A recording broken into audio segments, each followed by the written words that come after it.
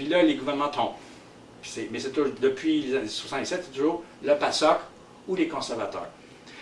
Là, ce qui rend l'affaire intéressante, puis le troisième parti, c'est les communistes. Ce qui rend l'affaire intéressante maintenant, c'est que le PASOK a repris tout le programme économique des conservateurs. Des fois, ça me fait penser un peu au PQ qui reprend le programme politique des libéraux. Mais ça fait en sorte que le PASOK a perdu énormément en crédibilité. Les grèves générales, les 12 grèves que je parlais tantôt, c'est 12 grèves contre le Parti socialiste. Et là, maintenant, les conservateurs c'est sûr, ils représentent toujours une force dans l'électorat qui correspond aux forces plus de droite, etc., puis dans l'extrême droite aussi. Mais actuellement, ce qui est en train de s'imposer sur le plan politique, c'est le Parti communiste. Les autres forces, Syriza, c'est l'autre force qu'il y a sur le terrain, ils sont en gros chicane actuellement, là, ça ne va pas tellement bien. Mais eux autres n'ont pas une influence marquante dans les syndicats, dans les mouvements. Ils ont un discours, mais ce n'est pas eux qui lient les affaires, ils n'ont pas une influence. Si vous voulez vous faire une idée de l'influence réelle au-delà du pourcentage de votes qu'ils récoltent dans une élection, allez sur le site internet du PCQ, allez voir les vidéos, c'est pas compliqué, c'est dans la... tu peux aller sur n'importe quelle page du site internet, puis dans le bas, il y a le bout sur la Grèce, puis tous les liens sont là. Allez voir ça, c'est impressionnant. Vous voulez voir une manifestation convoquée par le Parti communiste avec peut-être 50 000 drapeaux rouges, fossiles, marteaux? On va voir ça, ça vaut la peine. Il y en a peut-être 75 000 drapeaux rouges, je ne sais pas. Ils disent qu'il y avait au moins 100 000 personnes dans la rue à l'appel du Parti communiste. Je vous résume pourquoi ça s'est produit, ça. C'est que le 5 mai, il y a eu une grosse grève générale, puis des manifestations dans tout le pays, dans 65 villes. La plus grosse avait lieu à Athènes. À un moment donné, c'était convoqué par la centrale des syndicats de gauche qui s'appelle PAM. Ça s'écrit comme un T, c'est comme un P, A-M-E, mais c'est la centrale syndicale de gauche qui est associée, apparentée au Parti communiste. Ils avaient, en prévision de cas de possibles débordements ou provocations, ils avaient entouré au complet le Parlement avec les services d'ordre. Et ils ont pogné des provocateurs qui voulaient mettre le feu au Parlement, profiter de l'occasion. Ils ont pogné, ils ont sorti de la manifestation, mais ils avaient des cocktails Molotov. Tu sais qui voulaient lancer contre le Parlement? Moi, ça me fait penser un peu, c'est comme quand les nazis ont voulu brûler le Reichstag en 1932, puis après ça, ils ont accusé les communistes. Mais ça donne justement que pendant qu'il y avait la grosse manifestation, puis qu'ils ont pogné des provocateurs voulant jeter des cocktails Molotov, le Parlement, lui, il siégeait pendant ce temps-là. Et les communistes étaient dans le Parlement, comme les conservateurs, le PASOK et tout ça. Et là, le même jour, le parti d'extrême droite s'est levé pour dire, parce que, j'ai oublié un petit bout, ils ont pogné ces gens-là, ils ont sorti de la manif. La manif a continué dans d'autres secteurs. Et à un moment donné, il y en a qui ont réussi effectivement à acheter des cocktails Molotov contre une succursale de banque. Vous avez peut-être entendu parler, la bâtisse a pris en feu au complet, il y a eu 3 morts. Là. Il y a eu 3 employés de la banque ont péri dans l'incendie déclenché par les cocktails Molotov.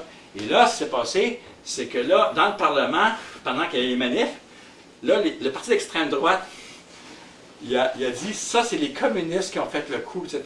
Puis eux autres, ils veulent renverser le pouvoir, etc. Il faut les déclarer illégales, etc.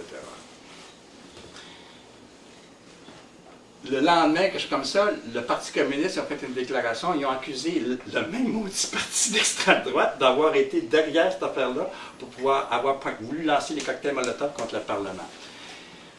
Le point, c'est que face aux menaces, parce qu'actuellement, le gouvernement socialiste a commencé à faire arrêter les militants syndicaux et les dirigeants communistes en les accusant de poser des gestes qui vont à l'encontre de la constitution du pays. Parce que chaque grève, pas la dernière, mais l'autre avant, a été déclarée illégale. C'est celle qui s'est produite le 29 juin dernier. Dans les jours qui ont précédé la grève générale, ils ont dit « la grève est illégale, vous n'avez pas le droit ». Dans le port du Pirée, qui est le deuxième plus gros port de Grèce avec Salonique, ils ont envoyé l'armée, puis l'anti-émeute, la police, puis tout ça, pour garder le port, puis le faire continuer à fonctionner pareil. En passant, les grévistes, ils ont fait sortir tout ce monde-là, ils ont fait fermer le port pareil. Mais il y a des gens qui se font arrêter, ils sont traduits devant les tribunaux, etc. Face à la menace possible que le Parti communiste soit à nouveau déclaré illégal, comme c'était avant 1967, c'est là que le Parti communiste a appelé les gens à descendre dans la rue pour défendre le Parti communiste. 100 000 personnes avec les drapeaux rouges. Allez sur le site du PCQ, allez voir ça. Ça s'intitule des images qui valent 1000 mots. Il faut voir ça, c'est assez impressionnant. J'ai écrit un autre texte sur le site Internet qui dit, si vous pensez que les partis communistes sont plus utiles aujourd'hui, ceci est pour vous. Là, tu cliques là-dessus, là, puis il y a des vidéos là-dessus en plus. Là, tu vois qu'est-ce qui se passe en Grèce. Ils ont filmé les scènes au Pirée où est-ce qu'ils ont fait sortir l'anti-émeute.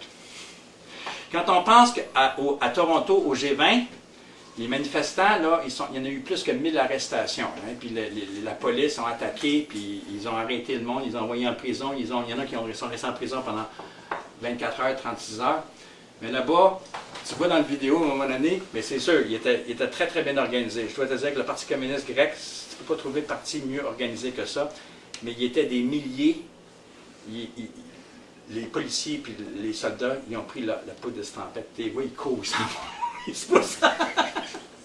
Mais ils étaient casqués à bâton, puis tout ça. Le service d'ordre des centrales syndicales au Québec, c'est de la petite bière comparée quand tu regardes ça. Là. Et puis quand ils font des manifestations, eux autres, là, ils organisent, pas la police, le Parti communiste, ils construisent la veille là, des miradors le long du parcours, puis pour surveiller qu'est-ce qui se passe, filmer, puis tout ça. J'en profite aussi pour dire que ce Parti communiste-là, ils ont leur propre chaîne de télévision qui marche 24 heures sur 24. Ils ont leur propre poste de radio. Ils ont leur propre quotidien. Ils ont les plus grosses imprimeries dans le pays. Ils impriment leur propre journal. Ils impriment tous les journaux de la capitale au complet. C'est eux qu'ils impriment. Parce qu'ils ont les plus grosses presses dans tout le pays. Ce qui rend l'affaire intéressante, là ça c'est un peu des anecdotes, mais ce qui rend l'affaire intéressante, c'est que c'est une confrontation directe. Non pas juste contre un parti de droite, mais c'est un parti qui se veut de gauche.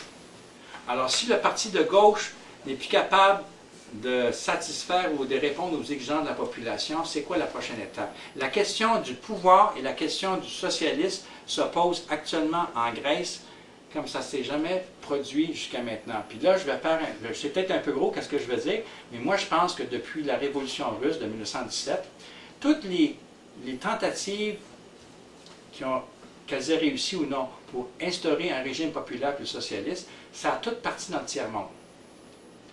C'est la première fois qu'il y a une possibilité, moi je crois, pour une situation révolutionnaire dans un pays qu'on dit avancé. Ça va-tu se matérialiser ou ça ne va pas se matérialiser? Je ne sais pas. Ce qui est certain, c'est que la fameuse manifestation de 100 000 personnes où est-ce que le PC a dit, là, on appelle tout le monde qui veut défendre le Parti communiste à descendre dans la rue, il y en avait 100 000. Là, ils sont tous regroupés dans une place centrale. À Athènes, c'est comme, j'étais là parce que j'ai allé plusieurs fois à Athènes, c'est comme une étoile, OK? Puis c'est des boulevards, tu sais, c'est tous des boulevards qui arrivent tous sur la place. Mais le Parti communiste avait organisé, c'était pas une manif, c'était plusieurs manifs. Les masses arrivaient par tous les boulevards, puis dans le centre, il avait organisé une énorme estrade, et puis la secrétaire générale du Parti communiste a pris la parole. Ils appellent ça les thèses d'avril. Ceux qui connaissent un peu l'histoire, qui ont lu l'histoire de la Révolution russe, c'est une référence directe aux thèses d'avril de Lénine en 1917. Et là, je vais faire une petite parenthèse. En avril 1917, le gouvernement du Tsar vient de tomber. C'est un gouvernement bourgeois qui vient de prendre la place du gouvernement de Kerensky, sur la base que lui va faire la paix. C'est la principale promesse du gouvernement. On est en pleine Première Guerre mondiale, 1917.